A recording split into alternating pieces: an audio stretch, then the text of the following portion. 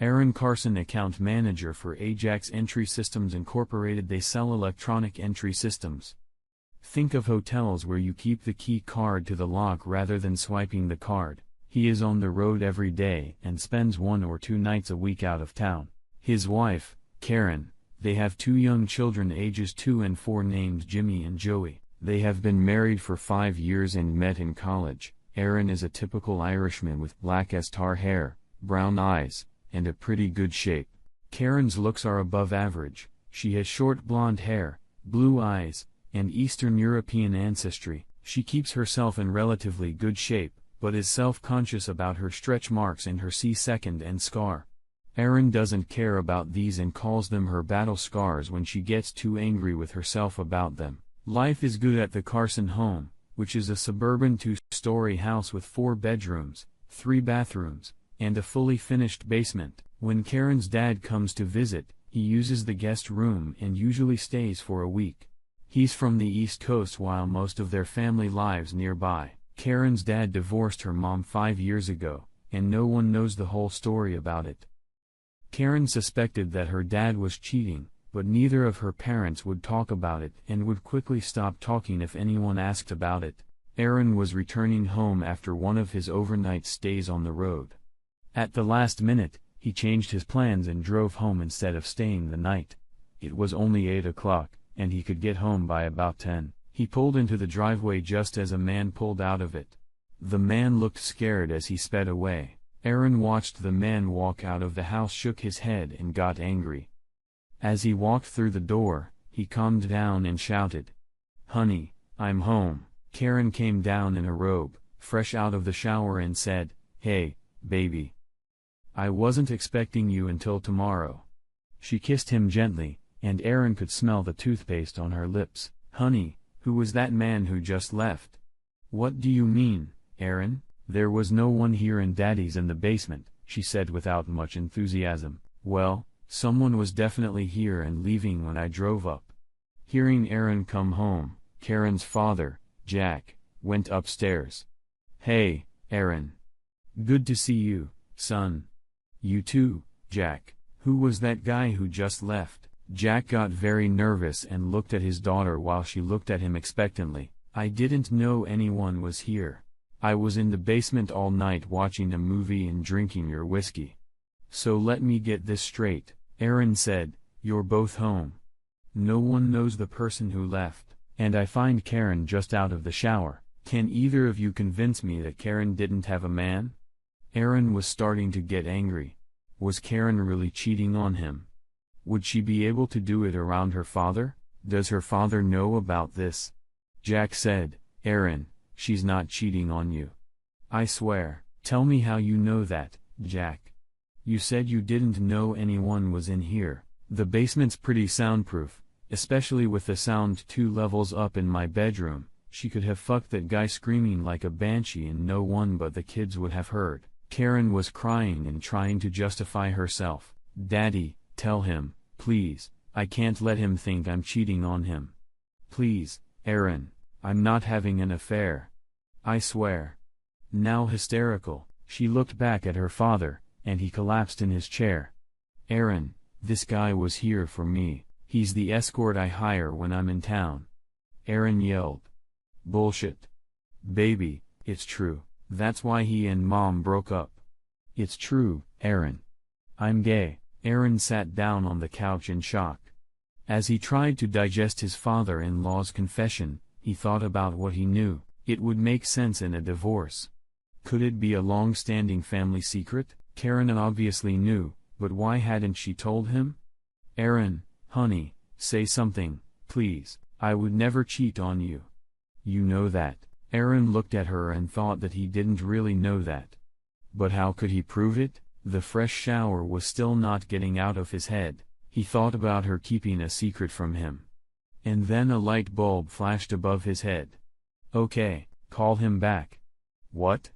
Jack and Karen said at the same time. "Call him back here." Aaron repeated, "If he's accompanying Jack, Jack will have his number, call him." She looked startled as she and Jack looked at each other with confused eyes. "She invited him for me, son." Aaron started laughing. "Get him in here right now," he said with an angry growl. "Why, honey? And how will that help?" she asked through her tears. Aaron smiled, not telling them his whole plan, and said, "Just I want him to confirm your story." She relented and went to get the phone. On her way downstairs, she was already talking to him. "Yes, we need you to come back to confirm that you were here for my father, not me." Aaron shook his head. Knowing that if he was her lover, she was just practicing his response. It wouldn't matter, though. It would be taken care of soon. "He'll be here in 10 minutes, that's fast," Aaron replied. "Does he live nearby?" She looked at him with her red puffy eyes and said, "I don't know where he lives." "Good." Karen looked awful, and Jack looked like someone had died. Aaron laughed inwardly at sight of the two of them as he went to the basement bar to get a drink. He only saw one glass when he went behind his oak bar to get a whiskey. He had a beautiful bar filled with many bottles of good Scotch whiskey, his personal favorite. He saw that Jack had been drinking his Glenfiddich for 15 years, and poured himself one. He heard the doorbell ring and went back upstairs. Looking into the living room from the kitchen, he saw his wife talking to the escort. But Jack was silent. Aaron walked into the room and said, "Hi. I'm Aaron, sorry to drag you here, but I needed to know which of these two is your client." The attendant smirked and said, "I'm Chris, and I was hired for Jack." Aaron smiled at his wife, looked back at Chris and asked, "How much do you charge?" Chris thought for a moment and said confidently, $400 for a house call." "What comes with $400? Everything," Chris replied. "Honey, are we good now?" Karen asked. "Sure, babe," said Aaron, pulling out his wallet. "Chris, how much does sex by itself cost?" "What?" Karen shrieked. "No, honey." Aaron smirked. "I want him to blow your father to make up for all the confusion and my lack of understanding." Chris stood silent. And Jack looked like a deer in headlights when Karen said, "There's no need for that, my love. No one is upset. We'll just let Chris have his way and you can catch up with me upstairs. Don't be silly, it's not a problem. Here, Chris, will $200 cover sex?" Chris was just shocked, and Jack stuttered like an idiot. "Here, I'll give you $300 if the misses and I can watch. I've never seen a live sex act I haven't participated in before." "I'm not gonna watch it," Jack said, embarrassed. "It's okay, honey. It has to be done." Chris turned his head and looked at Jack so fast that Aaron thought his head would spin from the force and speed. Jack walked over, snatched the whiskey out of Aaron's hands and drank it in a gulp. He looked at Chris and said, "Do it." Chris knelt down, swallowed, and watched Jack unzip his zipper. At that moment, he lost his balance and fell to the floor. "Fuck this shit. You caught us." "I fucked your wife, but it was only once." Karen screamed no. As Aaron walked over to Chris, smiled and kicked him hard in the crotch, Chris screamed in pain and fell to the floor. Jack ran to the basement and slammed the door shut in fright at what was coming at him. After all, he had condoned his daughter's infidelity and was trying to take the blame. It was as if they had a premeditated plan in case they were caught. Aaron thought. Karen cried and pleaded. "Aaron, it's a mistake. It was just sex. I was weak. It's over." Aaron looked at her with disdain and said, "Gather your shit and get out of here with your father now. I don't care where you go, but I want you gone. And I'll find out what happens next later." She left in tears and Aaron noticed Chris sneaking towards the door. "Where do you think you're going, asshole? I'm not done with you yet." Chris got a kick in the ass from Aaron and ran for the door. He managed to get out and into the car before Aaron could get to him. Aaron wasn't really trying to catch him. He didn't want to go to jail. Karen was still crying and begged, "Aaron, please. Let's forget about this.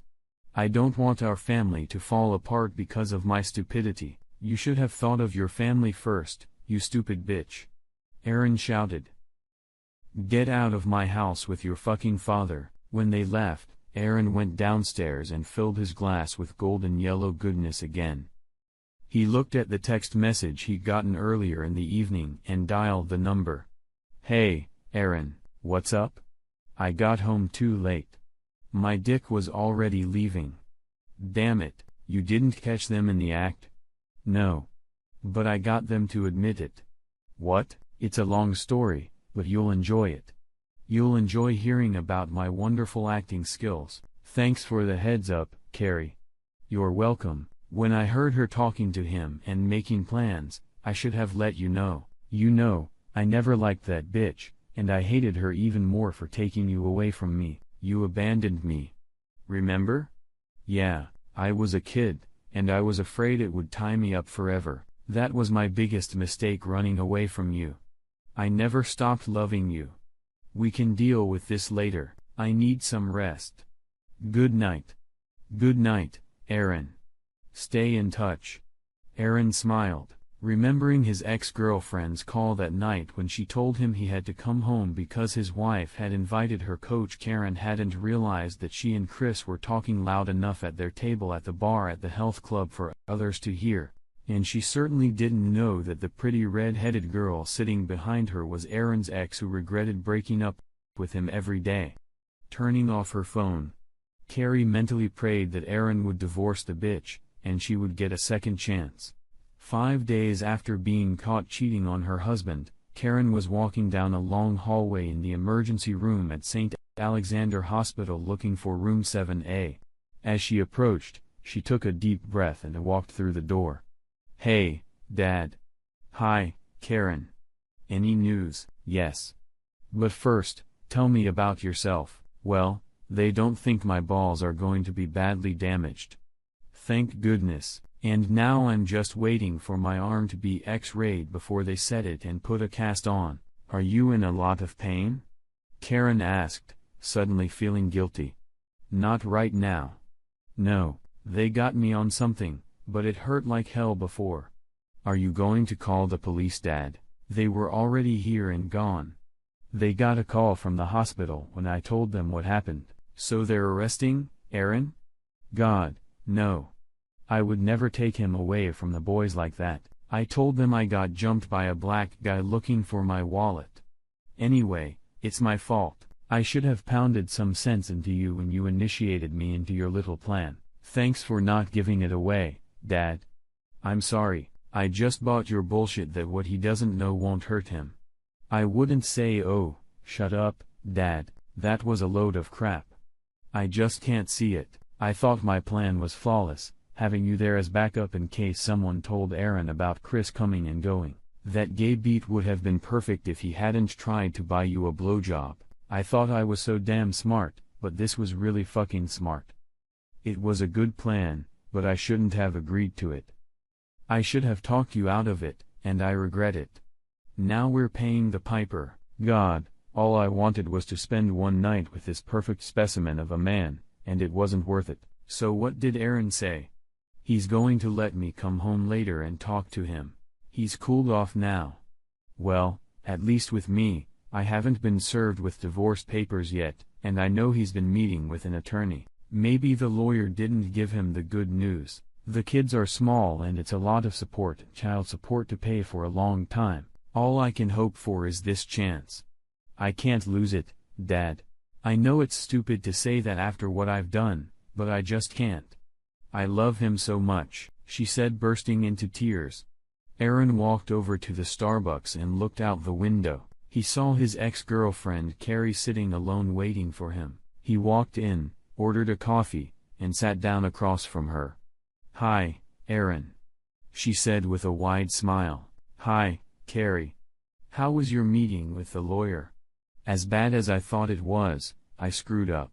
Even the fact that she fucked him in a house with kids didn't matter. It's 50-50, and I'm stuck with paying the mortgage, her alimony, child support. It's crazy. I'm not sure I'm going to do it. I love her, and I'm not even sure if I want a divorce. I know I will miss my kids a lot too. What about revenge? I already told you that your ship has sailed. I appreciate you helping me, but I can't go back to you after you broke my heart. I'm sorry, Aaron. I was hoping for another chance, but I understand. But keep in mind that I'll help you get your revenge unconditionally. Heck, we might even do it in front of her to rub it in her eyes if you're going to stay with her."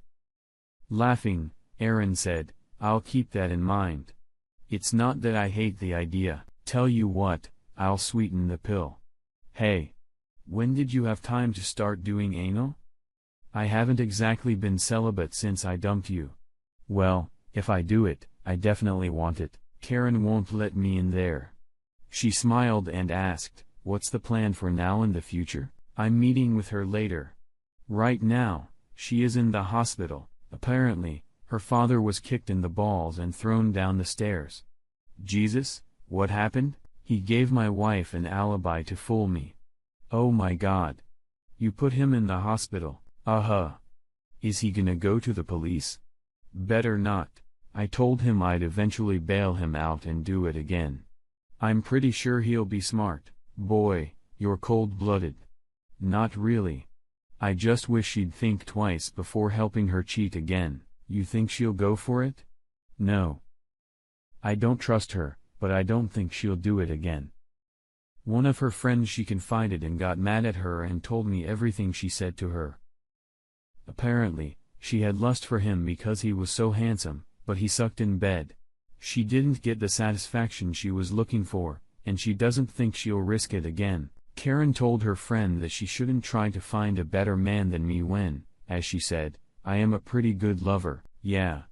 You've always been a very unselfish lover." "Thanks, I guess." But that didn't stop her from going off the rails. "Well, to some extent, I understand her point of view. She had a great guy interested in her, so she took a huge risk to get a piece of the pie. And it turns out that the wrapping doesn't make the gift any better. I can understand how she wouldn't take that risk again. Once burned, twice ashamed, so to speak. I wish it were that easy."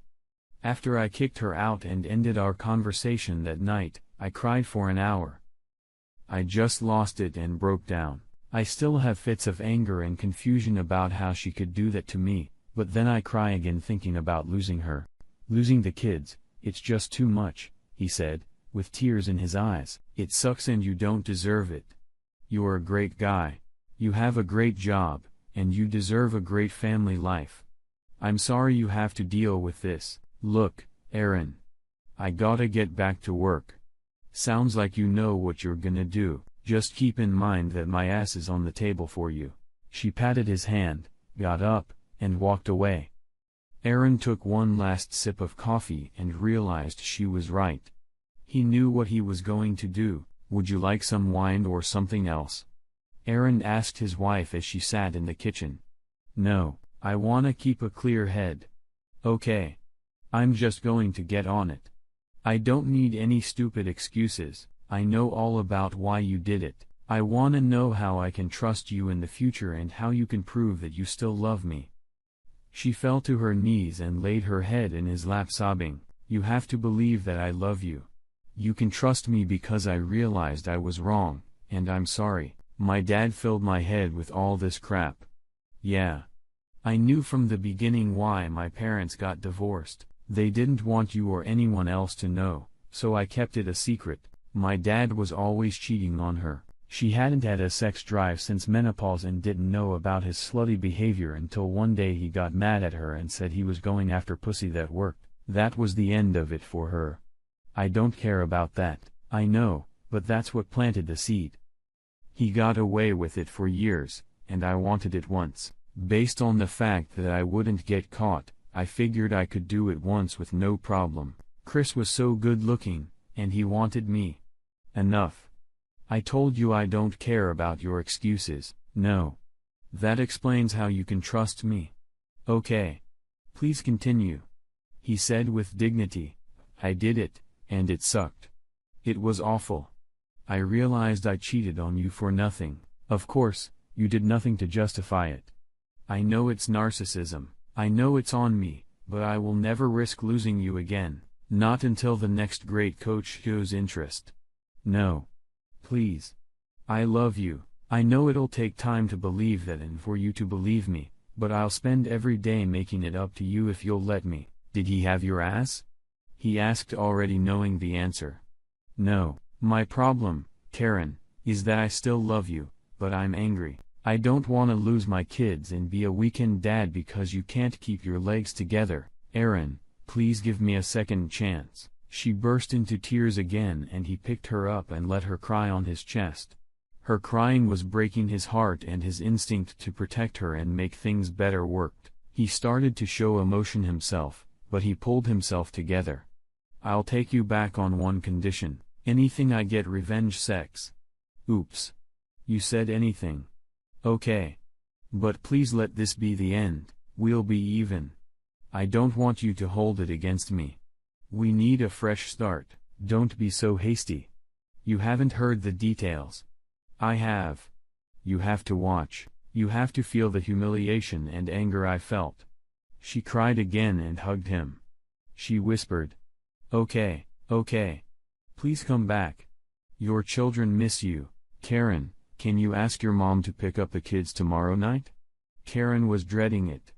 Okay, are we going to dinner? She knew we weren't. It had been almost a month since she'd been back, and he was still cold to her. No, Carrie's coming over tomorrow, and I'm having revenge sex. Who's Carrie? You dated her a few years ago. She dumped me right before we met. Oh, Karen said, sadly, that was the worst-case scenario for her. Now she had to worry that he was rekindling an old romance. She had broken his heart and Karen had put the pieces back together, but it had taken a long time. Okay. I'll take them to my mom's. Okay. I'll let Carrie know to be here at 8 o'clock. Carrie rang the doorbell, and Aaron got Karen to open it. Karen didn't respond to Carrie's cheerful greeting as she walked past her. This is going to be fun, Carrie told her as she closed the door. Aaron walked into the living room and gave Carrie a welcoming hug. Hi. How are you doing? Carrie asked. Okay. Honestly, a little nervous. Don't be nervous. I'm going to take advantage of this gift you're giving me tonight, and I'm going to turn your world upside down. Well, okay then. You want something to drink? White wine? You bet. Karen? Yes, please, she said quietly. They were sitting in the living room sipping drinks when Karen broke the silence. Can we please get this over with already? Carrie raised her eyebrows and looked at Aaron. Aaron smiled and said, okay. Let's go upstairs. As Aaron led the women upstairs, Karen cried quietly. She had been dreading this day to come, and the realization that it would finally happen hurt her deeply. She now fully understood the pain she had caused her husband with her infidelity. Aaron pointed to a chair for Karen to sit down. As soon as she did, he began kissing Carrie. The familiar lips came back to him, and he remembered how much she liked to be kissed deeply, and he used a lot of tongue. Karen preferred softer, shorter kisses. They undressed and kissed with great insistence. Karen sobbed as they lay on the bed and kissed. He pulled her to him to eat her in 69. She moaned in pleasure as he licked her with his tongue, which she loved. She looked back at him and said, damn. That got better, even though you were great before. Looking at Karen, she said, you really are a dumb bitch to risk losing that talent. Aaron, please tell me it was just one time and it's over. Please tell me I didn't lose you to her. Karen said, crying quietly. He smiled and said, it's over. We are even. I have no desire to continue bullying you. She put her arms around him and cried, snuggling into his chest. She looked at him, then at Carrie, who was watching them with a smirk on her face, lying on her stomach. Karen said, fuck you, bitch. You can keep that load in you. Get out. 2 months later, Carrie was running on the treadmill when she saw Chris walk up to her. He smiled and said, hey, pretty lady. Can I buy you a smoothie? Carrie stepped off the treadmill, and looking Chris straight in the eye, kicked him in the crotch with her knee as hard as she could. As Chris lay on the ground, writhing in pain, she kicked him 2 more times and said, that's for fucking married women, asshole. Thanks for giving me the opportunity to avenge Aaron and Karen. Fucking asshole. She spat at him as she walked past and smiled at the group of ladies who saw her in action. Fucking predator.